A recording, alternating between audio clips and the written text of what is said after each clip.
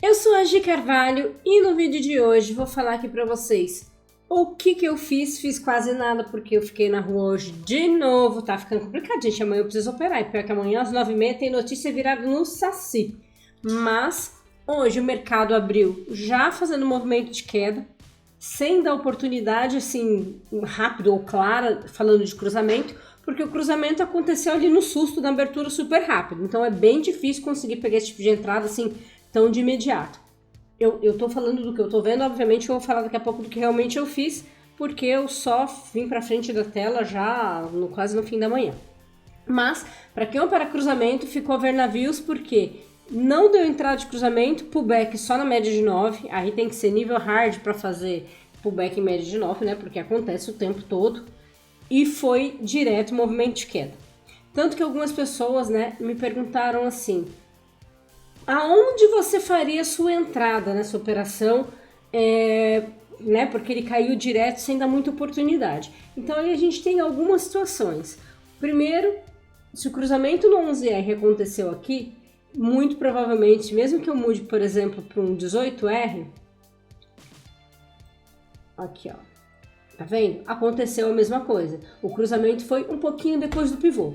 Então a primeira coisa que eu diria é: se eu não conseguir pegar o cruzamento no 11, eu vou tentar pegar nos ranks maiores fazendo a mesma análise de região. Ah, quando dá esse cruzamento no 18, tá numa região de preço que pode amarrar, esse tipo de coisa. Então, eu normalmente faço isso, porque o meu gerenciamento me permite essa mobilidade, vamos dizer assim. Eu posso operar no 11, no 18, não é o que eu sugiro para a maioria, porque ficar mudando o tamanho de renco exige ali uma destreza, vamos falar assim. Eu hoje já consigo mudar. Primeiro tem essa facilidade aqui que eu já deixo todos os tamanhos de renco que eu mais uso, tanto para dólar como para índice. Então é muito rápido, eu quero mudar, eu não tenho ali que ficar pensando muito, fazendo muita coisa para mudar minha tela, então eu consigo fazer isso de uma forma muito prática.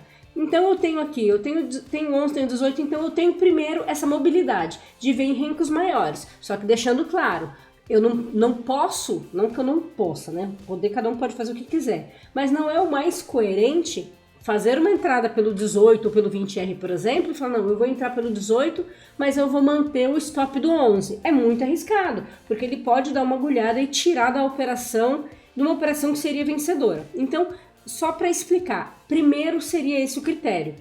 Se dentro do seu gerenciamento cabe essa possibilidade de mexer no tamanho de renco, ok, essa seria uma opção.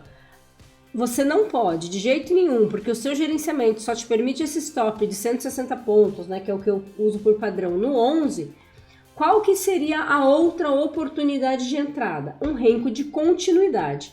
Eu já expliquei algumas vezes, eu acho, não lembro, o que é um renco de continuidade, não sou eu que inventei, isso existe.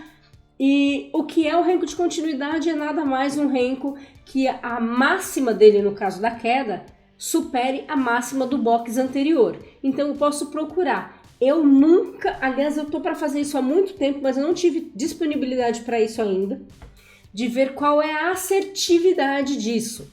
Porque eu faço assim muito de vez em quando de fato eu quero pegar um movimento que tá claro, que tudo tá dando condições, que os indicadores são todos favoráveis para me dar uma oportunidade de entrada. Então não é algo que eu faça de forma recorrente, eu faço bem de vez em quando. Então por esse motivo eu nunca fiz um estudo de quando dá certo isso, tipo o número de ocorrências para o número de stop e gain, né? Fazer essa equalização aí. Então não sei dizer se dá super certo sempre ou não, porque eu uso bem de vez em quando e confesso que eu tomei pouquíssimos stops fazendo renco de continuidade. Então aqui seria uma entrada. Ó, nesse box 14, a máxima dele superou a máxima do box 13, não reverteu para alta, o importante é isso, não é para reverter e voltar, porque aí seria um padrão de pullback. Eu não considero, no caso, o pullback. Ele tentou, não conseguiu, voltou, fechou o box na mesma direção. Então, eu faço a minha entrada na abertura do box seguinte, tento conduzir. Mas vejam, nós tivemos de novo o box 18, a mesma situação. Esse teria dado stop.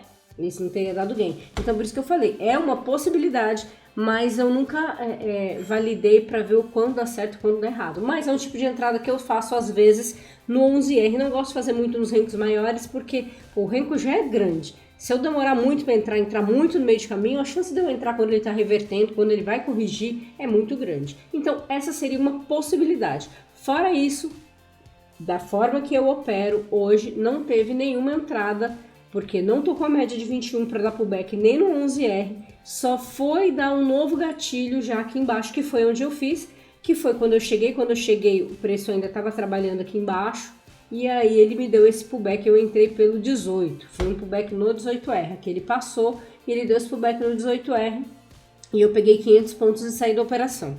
Foi a única operação que eu fiz hoje no índice, porque ele até deu uma nova entrada, mas aí eu já fiquei receosa, porque ele já tinha caído bastante. Normalmente eu sempre falo, quando eu faço entrada de pullback, eu faço no máximo 2 entradas após o cruzamento. Então teve o cruzamento lá em cima. O primeiro pullback que teve na média de 21, digamos assim, foi esse movimento que de fato ele passou, né? Não dá nem para considerar que foi uma continuidade, porque ele passou, ele teoricamente cruzou até para alta e depois voltou.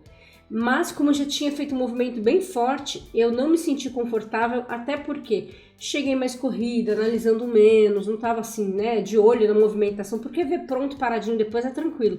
Mas eu gosto de ver o tempo que demorou ali para aquela movimentação acontecer, se ficou muito enroscado, se respeitou muito, bateu muito numa região e ficou segurando. Então eu prefiro não entrar de novo. Mas deu mais um pullback lindo aqui, que eu acabei não pegando e teria pago super bem de novo. E aí depois ele ficou totalmente consolidado, sem ir para lado nenhum, sem nenhuma chance de fazer nada que preste. Então aqui, sempre operar a favor do macro é muito mais interessante, então fazer as vendas. Só que, claro, aquilo que a gente fala, poxa, já caiu tanto, continuar vendendo, é sempre um risco. Mas aí vai do perfil operacional de cada um. É muito mais inteligente. Se é para eu arriscar, eu prefiro arriscar aqui em vender de novo do que arriscar fazer a compra. Essa é a minha opinião. Se é para correr risco, eu prefiro correr risco a favor da tendência. Então, seria o que eu faria aqui nesse caso. Mas eu acabei não entrando nessa venda exatamente por isso. Então, no índice hoje eu fiquei só com meia meta, eu não consegui meta completa. E aí eu fiz agora já no finalzinho do dia, eu fiz uma entrada no dólar. Ele chegou nessa região dos 160, que é uma região que a gente sabe que segura bastante também. E deu essa banda de Bollinger no 5R, que eu confesso também não é algo que eu gosto de fazer. Eu normalmente faço no 6. Mas sabe aquele negócio? Eu tô aqui, eu vou entrar. Se eu tomar stop, eu vou terminar o dia com quase nada, né? Mas não ia terminar o dia negativo, porque eu só fiz uma operação no índice, que quase, né, não chegou da meta, mas deu um pouco mais da metade da meta. Falei, se eu tomo esse stop aqui, eu entrei com 2 contratos só, ainda sobra um pouquinho mais da metade ali do que eu tinha. Eu falei, então eu vou. E aí eu fui, entrei com 2 contratos, fiz uma parcial com 10 pontos e foi onde eu saí. Porque eu fiz a parcial e não andou mais. Aí ele enroscou, caiu um box só, porque eu fiz a parcial, deu os 10 pontos exatamente quando deu esse cruzamento aqui. E aqui ele ficou enroscado bastante tempo, ficou ali, vai, não vai. Aí eu puxei minha proteção pra cá, falei, quer saber? É esses 10 pontos que andaram, então esses 10 pontos que eu vou pegar. Se ele reverter, porque a minha intenção era sair aqui na VWAP, na média macro aqui, nessa região. Mas não chegou, então me tirou com 10 pontos, que deu 20 pontos, porque eu estava com 2 contratos, né? Então acabou dando uma operação de 20 pontos líquidos, porque eu entrei com 2 contratos, peguei 10 pontos de movimento. Então foi só isso que eu fiz, para não falar que eu não fiz nada, que fazia dias que eu não fazia um tradezinho em ação.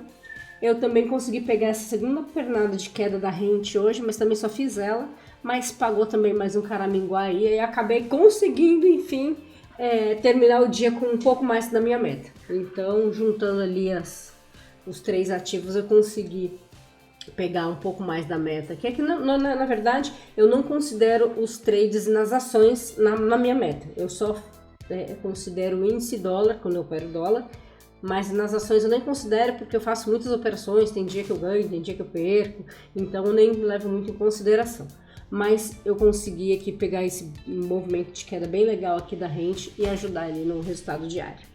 Então é isso, hoje foram essas operações. Algumas pessoas têm me perguntado algumas coisas com relação ao operacional, estou tentando responder, mas de fato responder por texto é sempre muito mais delicado. Então quem não está lá no grupo do Telegram ainda, tem o link na descrição, entra lá que aí fica mais fácil, que aí ali eu consigo mandar print, porque no YouTube não dá, é mais complicado isso. Então entra lá no Telegram, que lá eu consigo mandar print para ficar mais claro, para explicar. E se tiverem dúvida, podem me chamar por lá. Certo, gente? E qualquer dúvida, deixe aí nos comentários também que eu vou respondendo vocês. Então é isso, se não me segue, não está inscrito no canal ainda, aproveita, já se inscreva, ativa sininho, me segue lá no Instagram, quem não me segue ainda, e é isso aí tudo aí. Certo, gente? Um grande abraço e até o próximo vídeo.